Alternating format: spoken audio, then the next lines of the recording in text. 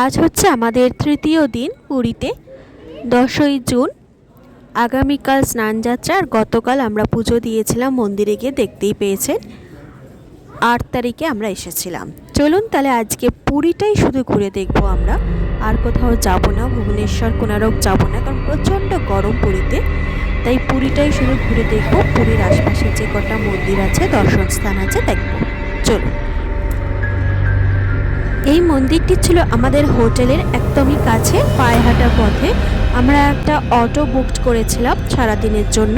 আর এই মন্দিরটা যেহেতু হাঁটা পথে, তাই এটা দেখে নিয়ে ব্রেকফাস্ট খেয়ে অটোতে উঠব। এটা একটা মহাদেবের মন্দির ছিল, আর জগন্নাথজি তো পুরীর সকল মন্দিরেই বিরাজ করছেন। আর আমার ছেলের কাণ্ড দেখেছেন, ও বাফেলো মন্দির মানে হচ্ছে শনি ঠাকুরের মন্দির, আর শিব ঠাকুর মানেই হচ্ছে ও থাকবে নন্দী ভিঙ্গি, এটা ও জানি। আর আমরা চলে এসেছি গরম গরম সিঙ্গারার লোভ সামলাতে না পেরে সিঙ্গারার কাছে।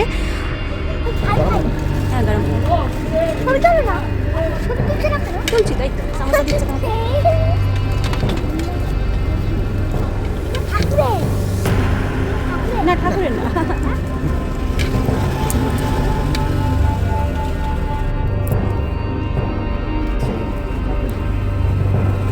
মজা হচ্ছে।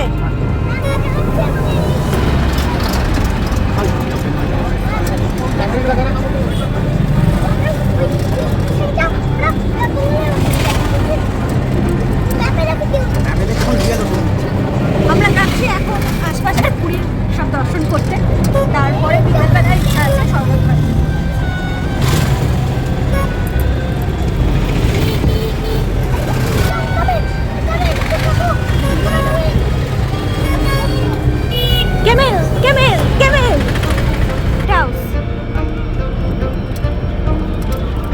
প্রথমেই চলে এসেছি আমরা বিপত্তারিণী মন্দিরে। এখানে মা বিপত্তারিণীর পুজো হয়। মা বিপত্তারিণী পূজা পদ্ধতি সম্বন্ধে একটু জানা গেছে। বিপত্তারিণী পূজা করতে গেলে 12 মাসের 12টা ফল আর আরেকটা এক্সট্রা অতিরিক্ত ফল, মানে টোটাল 13টা ফল দিয়ে বিপত্তারিণী মায়ের পুজো দিতে হয়। তার সঙ্গে তো আপনি চাইলে বহু রকমের মিষ্টিও দিতে পারেন, নয়তো যে কোনো এক রকমের মিষ্টি দিলেই হয়। আগামী মাসে জুলাইয়ের দিকে শুরুতে বিপত্তারিণী পড়েছে, মানে অমাবাস্যা কেটে যাবার পরেই বিপত্তারিণী পড়ে। সেই বিপত্তারিণী পুজো হবে আগামী মাসে। ঠিক অমাবাস্যার যে শনি মঙ্গলবারটা পড়ে, সেই সময়টাই বিপত্তারিণী পুজো হয়।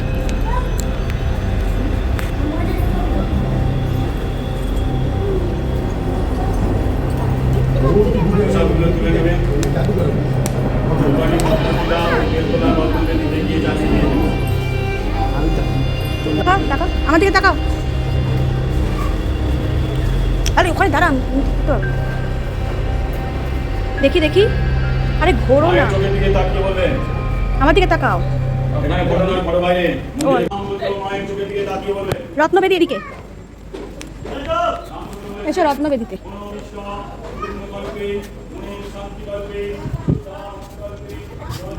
খাও, কামড়ে কামড়ে খাও। তুমি চান করে বাতাসা খাই, সেটাই বলছে বেদি, বলছে।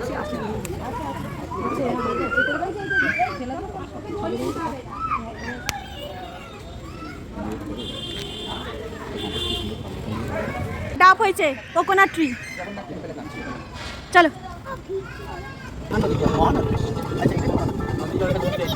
মহানদী, মহানদী সাগরে।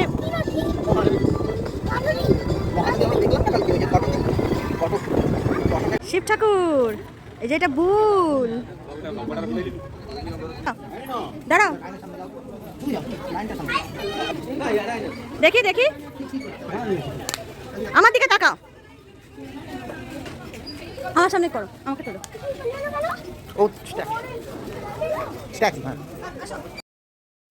আমরা ওমকারেশ্বর টেম্পলে চলে এসেছি।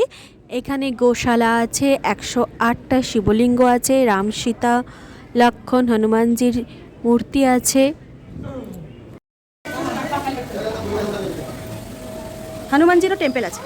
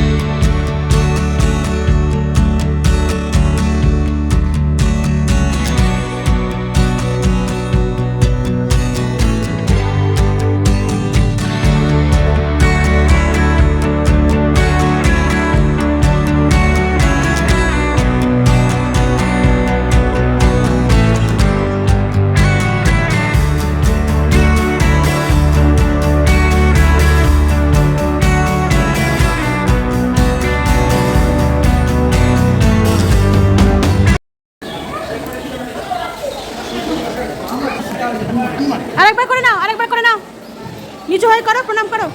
এইদিকে নয়, ঠাকুর তো ওইদিকে।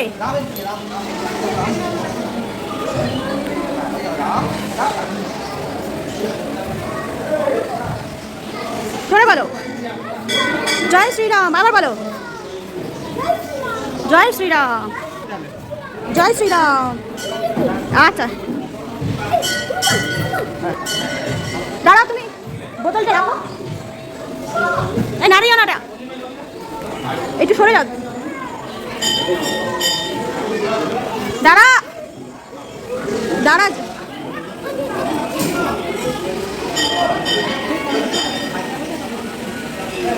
চলো আমারটা তুলে দাও। আরে ভালো তুলে দাও।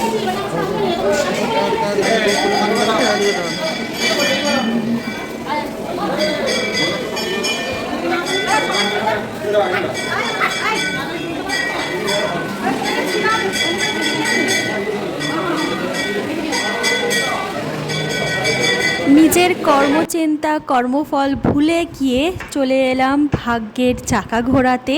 প্রচণ্ড ভারী ছিল এই চাকাটা। যাই হোক, আমি আমার প্রতিপরমেশ্বর ছেলে ভাগ্যের চাকা নির্দ্বিধায় ঘুরিয়ে ফেললাম। যদিও বা কুকর্মে ভর্তি জীবন, জানি একটু আশায় প্রার্থনায় সুকর্ম যাতে করতে পারি, সেই কারণে ভাগ্যের চাকা ঘুরিয়ে দিলাম। পবিত্র চাকা, পবিত্র রথ, সব কিছুই এখানে যেন পবিত্রতায় মুগ্ধ আমরা। যাই হোক, এই চাকা ঘুরিয়ে আমরা চলে গেলাম ওমকারেশ্বর টেম্পলের ভেতরে, যেখানে 108 ওমকারেশ্বর মন্দিরের দরজাটায় ঢোকবার সময় ছেলের ভীষণ ভয় লেগেছে। সে ভাবছে আমি রাক্ষসের মুখে চলে যাচ্ছে। এই যে দেখতে পাচ্ছেন আমাদের দুর্গাপুজোর প্যান্ডেলের মতো কেমন হাঁ করে রয়েছে, একটা মূর্তি দিয়েছে। ও ভাবছে আমি মনস্টারের ভেতরে ঢুকে যাচ্ছি। ওর জিভ বার করে রেখেছে, তাই তারা হুড়ো করে দূর করে ঢুকে গেল।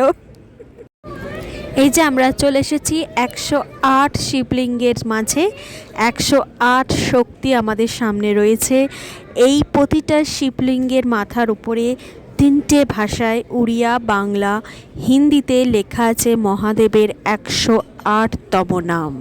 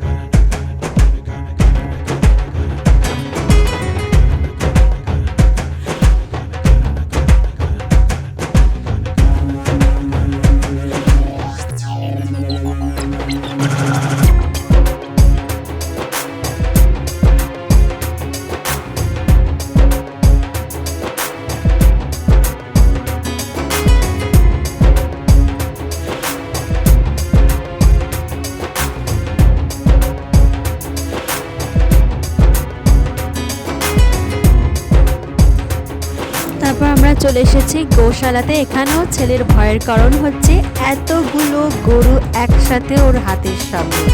ও ভাবছে গেলেই হয়তো গোমাতা ওকে ধরে নেবে, তাই কিছুতেই ঢুকবো না, এতগুলো গরু আমার হাতের সামনে কেন, ওরা গেলেই আমাকে কামড়ে দেবে। যাই হোক, জোর জবরদস্তি করে আমরা একটু ঢুকিয়েছি, গোমাতার আশীর্বাদও নিয়েছি।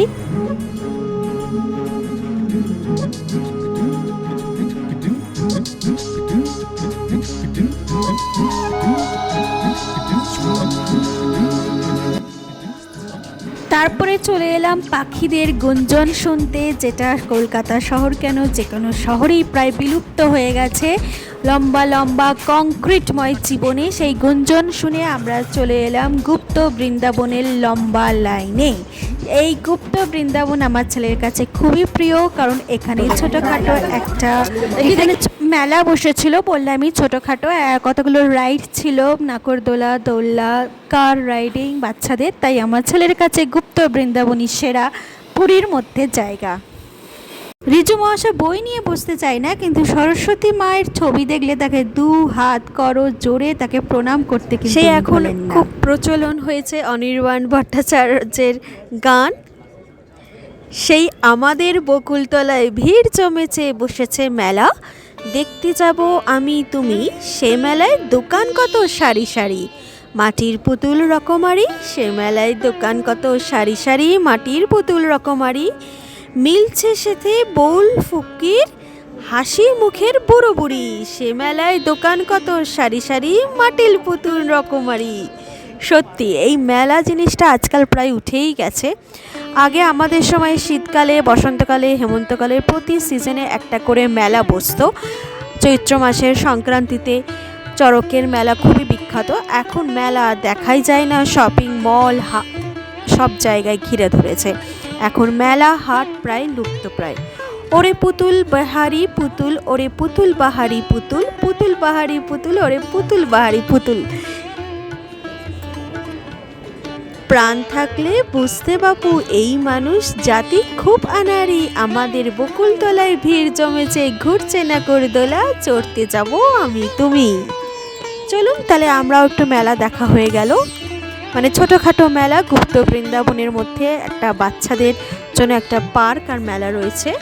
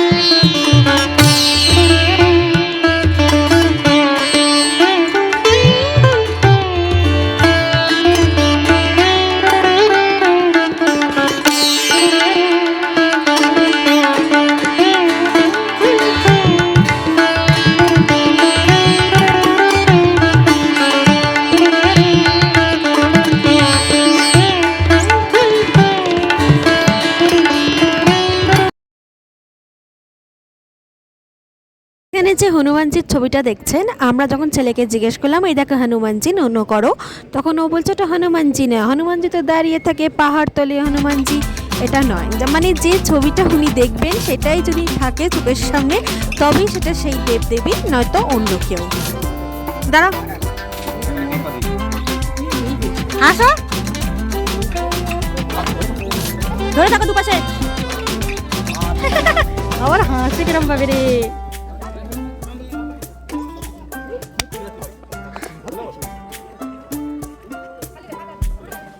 মজা লাগছে?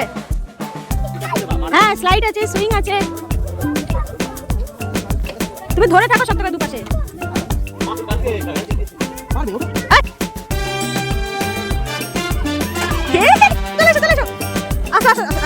এসো এসো এসো, হ্যাঁ ভাই উঠে তুমি চলে এসো, নামো নামো, স্লাইড করো। ও এসো এসো এসো, বাবা এসো, কি রে তুই আর এসো।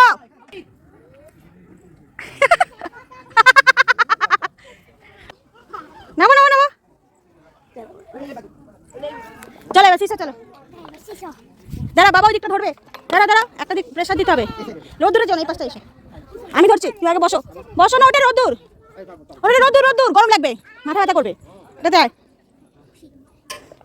কি গো পাচ্ছি, দাঁড়া আমি কাছে আছি, দাঁড়া দাঁড়া দাঁড়া দাঁড়া দাঁড়া দাঁড়া দাঁড়া, না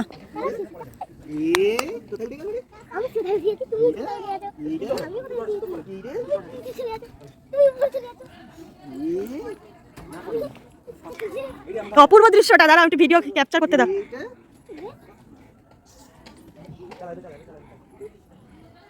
ধরে থাকো শক্ত করে। দারুণ হয়েছে, দারুণ।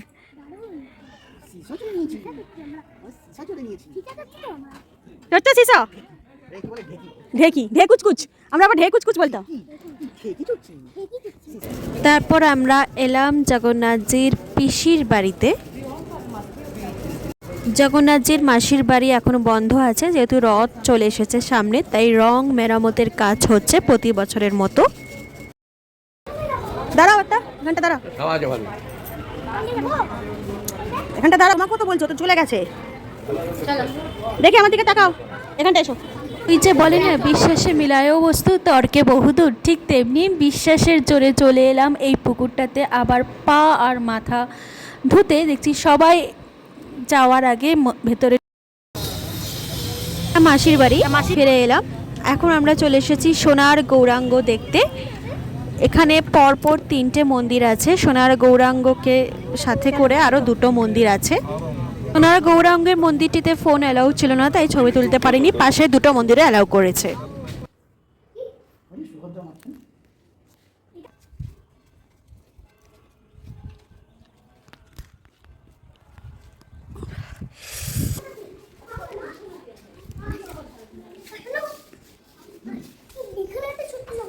আছে, হ্যাঁ ওই তো ছোট্ট জগন্নাথ, ওই তো।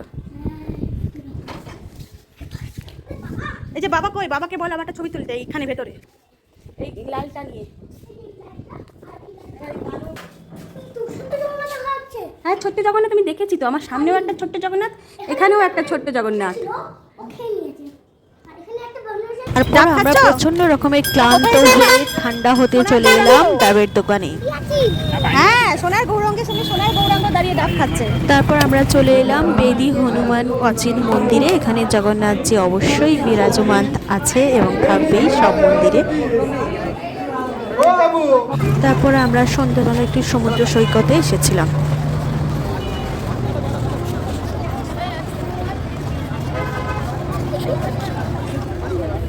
স্বর্গের দুয়ার।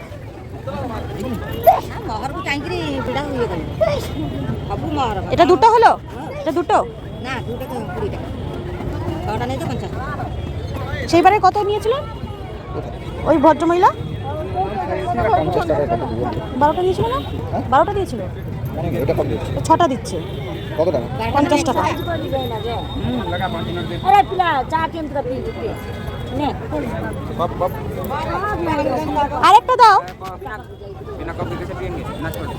তো, প্রতিদিনই সেল হয়।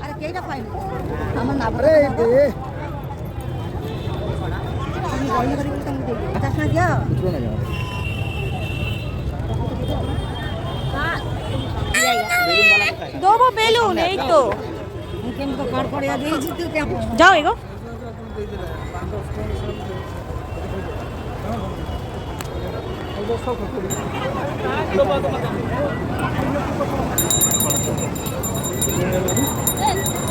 বেলুন নেবে, বেলুন।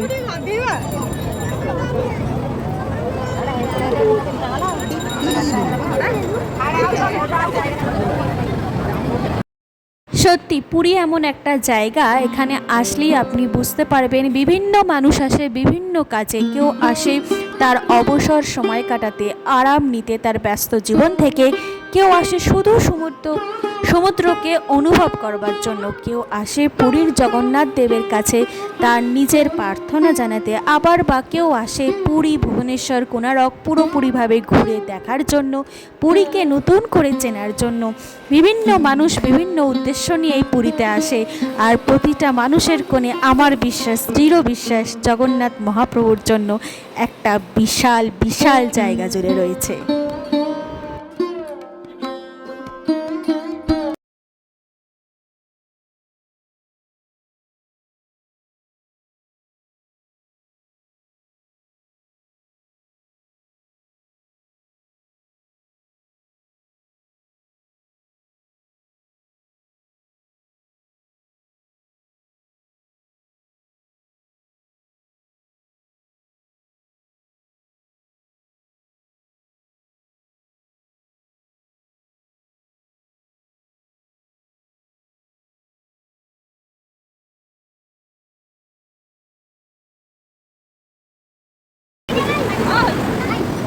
ওয়েবটাকে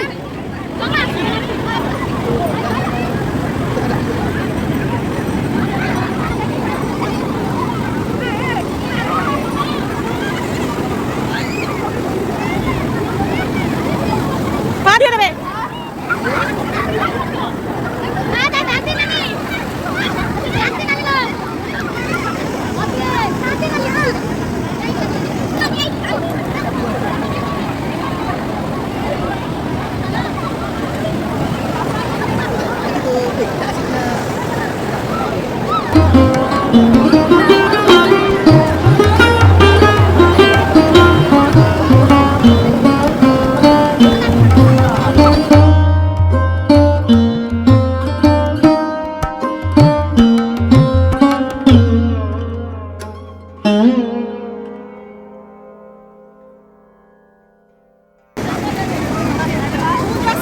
হ্যাঁ দেখি এই যে বেলুন সরা মুখ থেকে।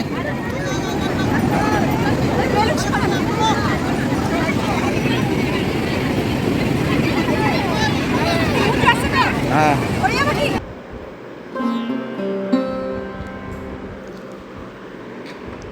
সমুদ্র চিল, জীবনানন্দ দাশ। সমুদ্র চিলের সাথে আজ এই রৌদ্রের প্রভাতে কথা বলে দেখিয়াছি আমি। একবার পাহাড়ের কাছে আসে, চকিতে সিন্দুর থেকে যেতেছে সে নামি। হামাগুড়ি দিয়ে ভাসে ফেনার উপরে, মুছে যায় তরঙ্গের ঝড়ে। দাঁড়িয়ে আছি শতাব্দীর ধুলো কাছ হাতে, তরঙ্গের তারা খেয়ে চলে যায় আরও দূর তরঙ্গের পানে। ফেনার কান্তরে বৃষ্টির প্রথম রোদ সেইখানে, তাহার সোনালি টানা ছাড়ে। সেখান আকাশ নীল কোলাহলময়, সমুদ্রের করিছে দূর সমুদ্র সঞ্চয়। দিগন্ত হারাইয়া যায় দিগন্তের প্রাণে, চঞ্চল ধবল বুকে নাচিতেছে ফেনার আঙুল। ধানের শীষের মতো দুপায়ের শিরা নাচিছে স্প্যানিশ টাঙ্গো নীল ঢেউয়ে। হৃদয়ে করিছে পাম মালাবার হাওয়ায় মদিরা, ট্রম ট্রম ট্রম ট্রম ড্রামের মতো শৈলে শৈলে সমুদ্রের রক্ষ আন্দোলন। রজ্রে রজ্রে ঝলসায় ঝিনুকের ফুল, বিজ্ঞান কি মস্তিষ্কের বাক্সের মতন একাকী? তোমার শরীরে জল দ্রাক্ষর আঘ্রাণ, তোমার হৃদয়ে পেকে ঝরিতেছে রৌদ্রের ক্ষেত, জাগিতেছে নব নব শস্যের সন্তান। আমরা বন্দরে ফিরি, জনতায় ঘূর্ণিস্রোতে কুকুরের মুন্ডে লোলো আঁখি। পাবে নাকি লেজ তার, হো পাবে নাকি লেজ খুঁজে কুকুরের মতো লোলাখি? ছেড়ে দিয়ে উত্তরের বাতাসের প্রাণে, জন্মেছে তোমার ডানা, জেগেছে হৃদয়। সহস্র শতাব্দী কীট কাটাইয়াছে পথ আর ঘরের ঘ্রাণে, আনন্দের পায়নি তবু পরিচয়। জন্মেনি ধবল জানা বিজ্ঞানের অগ্রসর চিরি, ভেঙে গেছে আকাশের নক্ষত্রের সিঁড়ি। উৎসব খুঁজেছি রাত বিরেতের গানে, পৃথিবীর দিকে দিকে ছড়িয়াছে মনোবীজ আহা আকাঙ্ক্ষার নিঃসঙ্গ সন্তান। অথবা ঘাসের দেহে শুয়ে শুয়ে কুয়াশায় শুনেছি ঝরিতে আছে ধান, অথবা সন্ধ্যার নীল জানালায় অদৃশ্য কোকিল এসে গায়। এইসব বেদনার কর্কশ রেডিয়ামে সারে না তাহা, মাঝে মাঝে একবার ধরা দেয় নক্ষত্রের হাতে, চলে আসি সমুদ্রের পাশে। সংগৃহীত।